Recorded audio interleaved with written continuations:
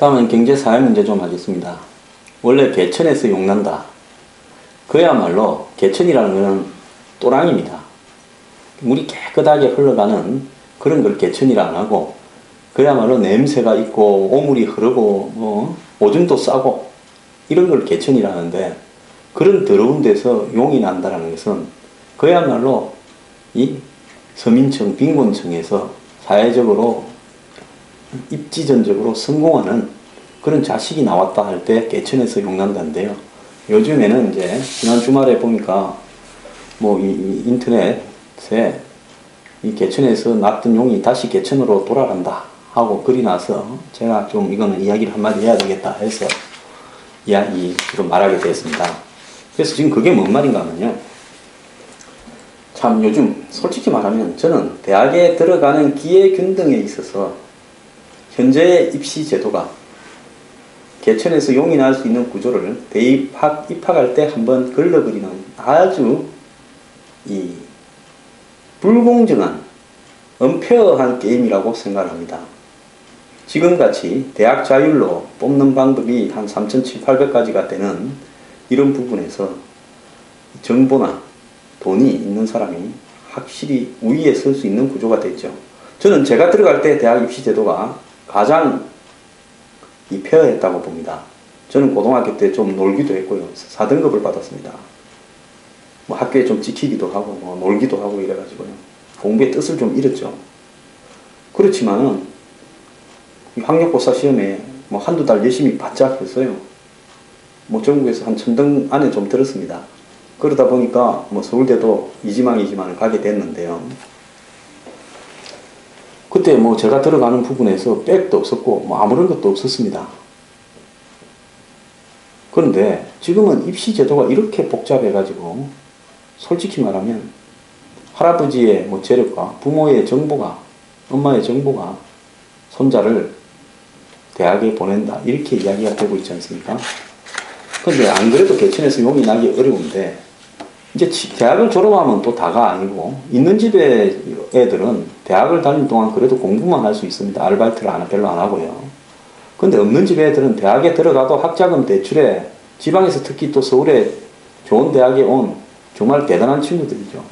이 친구들은 거주지까지 문제가 되니까 아르바이트를 하고 이러면서 공부하는 환경에서 또 뒤처집니다. 그 다음에 또 직장에 들어갈 때 또 부모의 힘이나 환경이 또 한번 받쳐주겠죠. 그런 어떤 상황 속에서 서울의 명문 사립대를 나온 학생이 이 취직을 못하고요. 처음에 좋은 데 가려고 입시 시험에 몇 년 쳤겠죠. 한 3~4년 누락되면 그 다음부터는 취직이 거의 잘 안 됩니다. 그러니까 명문대 나왔다는 것은 휴직 조각에 불과한 겁니다. 명문대, 명문과 나온 게요. 연고대 나와도 마찬가지입니다. 그래가지고 이 중소기업 공장에 한마디로 용접공을 하고 있다. 이 고졸이 하는 자리죠. 공고 나왔어요. 그러니까 취직도 안 되고 그 다음에 시험 공부한다고 계속 하는 거는 부모한테 재짓는 것 같고 점점 불안해지고 하니까 그렇게 눈을 낮춰서 취업하는 겁니다. 또 서울의 명문대 경제학과 출신 친구가요. 3년째 백수 생활을 하다가 전문대학에 다시 들어가가지고 전문대학을 졸업하고 생산기술직으로 이렇게 지금 갈라 한다는 겁니다. 그래서 서울에서 낳거나 수도권에서, 안 그러면 지방에서 서울의 명문 사립대학까지 오게 돼서는 아마 전교 1, 2, 3등 했을 겁니다. 이게 개천에서 용이 났는데 이 사람들의 말로가 다시 개천으로 떨어지는 거죠. 그래서 이제 요즘은 개천에서 용이 나는 시대가 아니라 개천에서 났던 용이 다시 개천을 찾아서 이제 지렁이가 돼서 들어가는 겁니다. 그래서 이 전문학교로 회계하는 사람이 대학 4년제를 나왔다가 2015년에 1379명이고 3년 사이에 25%나 증가했다는 겁니다. 그리고 사회적 비용이요 한 4천억쯤 된다는 겁니다. 여기에 따르면. 그래서 지금 이 청년들 같은 경우에는 이 대기업에 한마디로 이 기술직, 그러니까 블루 칼라가 제일 부럽다. 그러니까 요즘 이 명문대학교 인문대 나와가지고 취업 전선에서 탈락한 친구들은 현대자동차나 삼성전자나 이런 데 기술직이 제일 부럽다고 이야기하는 겁니다. 그래서 화이트 칼라, 블루 칼라 구분도 무의미해지고 있다. 이제 그리고 근본적으로 일자리가 없어져가는 사회에서 한마디로 이 대학이 일종의 옛날에 대학에 들어가면요 일정한 수준의 삶이 그 대학 수준에 따라서 이후에 보장이 되었는데 이제 그게 안 되고 있다는 겁니다.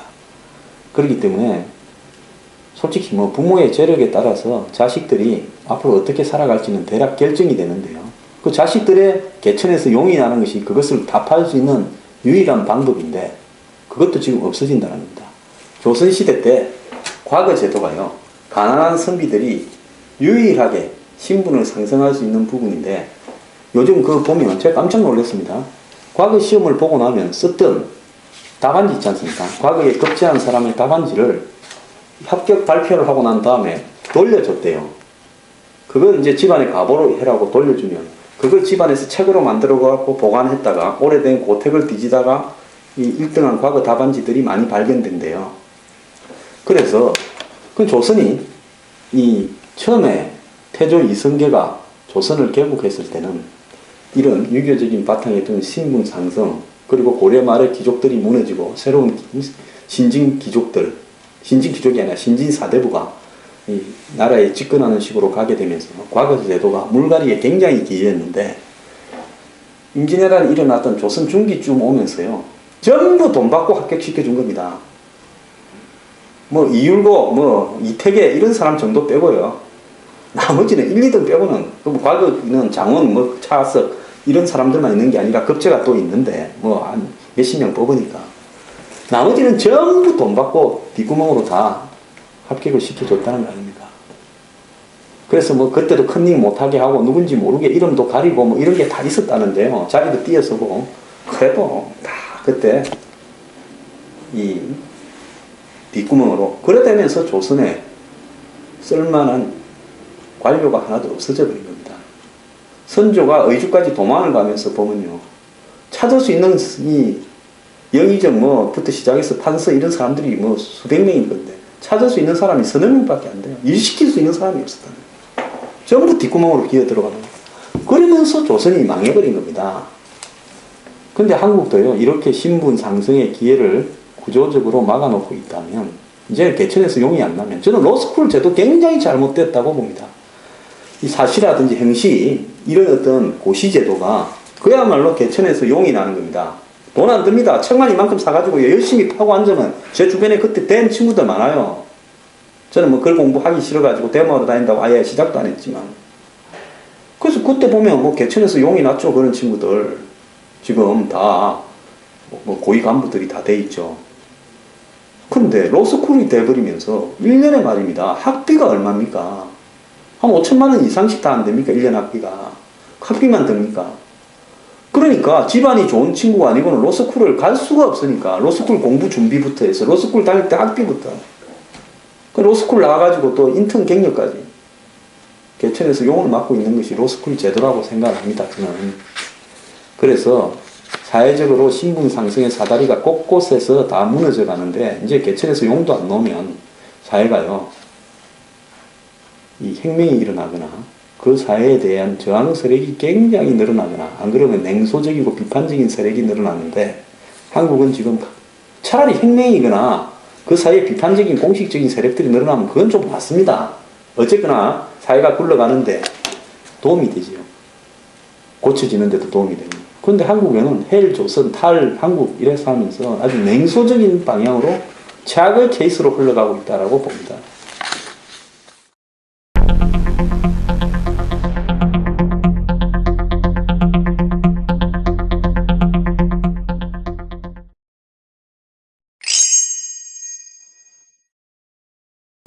지금 뭐 일본이 이번에 또 그 노벨 물리학상을 가져갔습니다.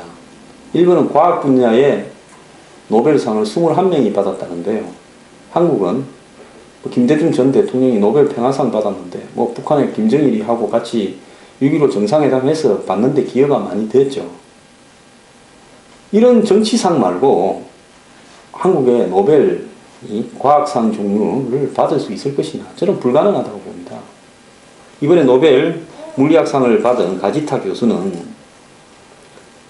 그 자기 앞에 그 연구를 했던 할아버지 뻘 교수 그리고 아버지 뻘 교수 두 사람을 갖다가 아주 칭송하고 감사했습니다.